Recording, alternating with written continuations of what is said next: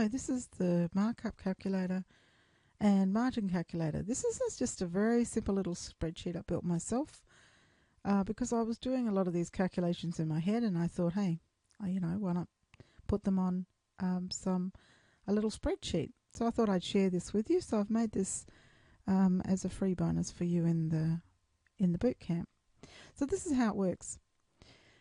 You'll open it up, you've loaded it down, you've opened it up, and just to let you know, if you're not familiar with Excel, at any time if you make an error, you can go up to the top left here and you'll see that there's an undo little arrow. That's really handy. If you find you've really kind of mucked things up and can't get the undo is just not working, just close off the sheet, don't save anything, and just go grab it again from the download resource page.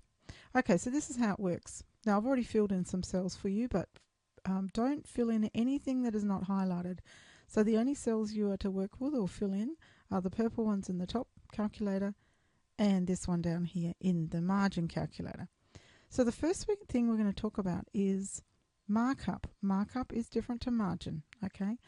So markup is what additional fee you're going to put or price you're going to put on top of your product so that you can make some money. So the first thing we want to do is we want to put in the product cost. So in here, you don't have to type in a $ or anything. You can just type in 20 if that is what the product costs you. And that would be inclusive of your time, your labor. If you're outsourcing, you're offshoring it and you're bringing it in, it's what it costs to land at your door. Okay? And you'll see that just up here is where the number appears. So in this case, I'm just going to use a product cost of $10, right, to keep it nice and simple. Then in the next cell, we're going to put what markup we want to get on this product. Now, with your markup, it's your conversation that you have with your accountant. But the rule of thumb is you don't want to be working at anything less than 100%. Now, so you just type in 100. You don't need to put the percentage sign in because I've already done that for you. If you are finding that your product markup is more like 120%, fantastic. It shouldn't be under 100%, okay? So you put in the product markup of what you are going to add on top of your cost of your product.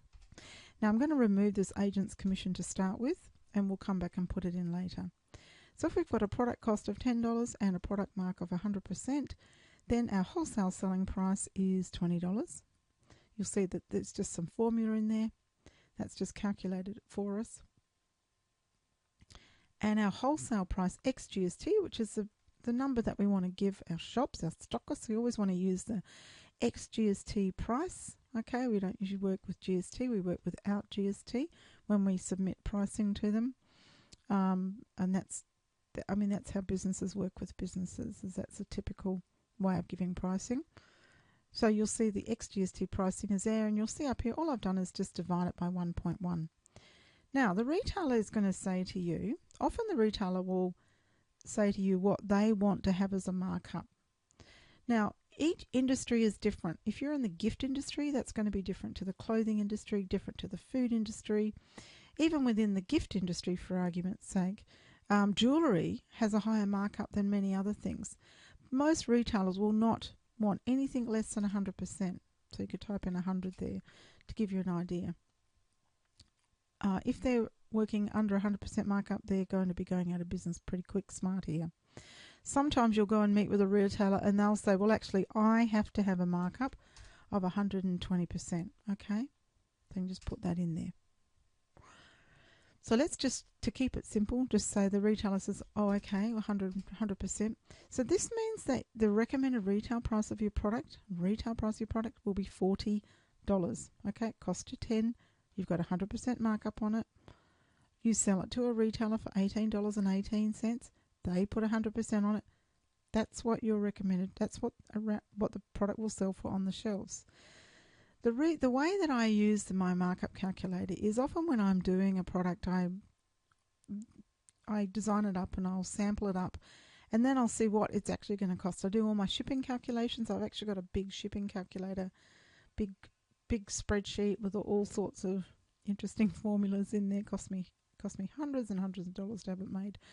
And I'll look at it and I'll work out my landed cost of my product, and I'll say, okay, what's the minimum that it's going to sell for? What's the minimum that I can sell it for and still have a decent protected margin or decent protected markup? So in this case, let's say it cost me $10 and I look at this and go, gosh, well, that's a retail price of 40. Well, I was actually going to sell that at 60. I was thinking the retail price was 60, so I'm very well protected here. Okay, I think, right, fantastic, got plenty of wiggle room on this. Okay, now let's add in an agent's commission. So when you hire an agent, the commission's going to be anywhere from 10 to 15% usually. So we just want to add in a 10% for our agent. And now you'll see that calculates everything down. And now the retail price is going to be at $42. If the shop comes back and says, actually, I need 120% markup, now you're looking at the retail price at $46.20. So it's really just, this is just a way of checking to make sure that you're not underselling yourself at all. Maybe you've spoken to your accountant and they've said, look, you need 120% markup on everything. Now you're looking at $50.60. Okay, so just keep within the purple, change the purple around, muck it around, put your product cost in and remove everything else, and then put the information back in again and see what you come up with. Just over to the right, I've put it in decimals. Some people prefer to work in decimals rather than percentage. For example, your accountant might say, look, you need a markup of 2.2 for every product that you sell. All right.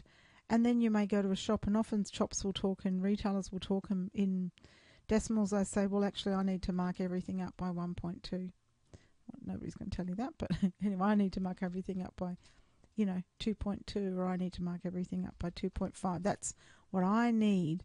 If I'm going to buy your product, that's how much money extra it's the markup that I have to put on your product so that I can keep my doors open. And as I said, jewellery has quite a high markup, but it depends. It depends on the retailer. It depends on the desirability of a product. It depends on how much they want it. So it's definitely an it depends situation. Okay, so this calculator just kind of keeps you in the black and making sure that you're selling your products at the price that you should be selling them at. Pop on down now to the margin calculator, and how the margin calculator works is like this. Again, we don't enter in any of the clear cells or the white cells. We leave those. I've just pulled the product cost from up here. So I've just put a formula in that cell and it's just grabbed it from the cell above. Okay, so product cost of $10. My selling price is just grabbed it from there. Now my sales volume. Let's say I've decided I'm going to actually only sell 50 of these units. It's all I've got. It's all I can get. So I put 50 in. The markup again has been grabbed from here. Let's say you might want to, we'll just pop that back up to 100% just to show you where it's coming from. 1,000%. And I've got an agent. All right. So that's my markup. My profit margin is 52%. My sales, I'm going to sell $1,000, and this is how much I'm going to actually bring in the doors, $1,050. But my profit is going to be $550. So it's just a quick little profit calculator. Again, if you prefer to work in decimals, just work down that column there. Okay. I just stuck it's actually exactly the same, but it just works off this series of figures here.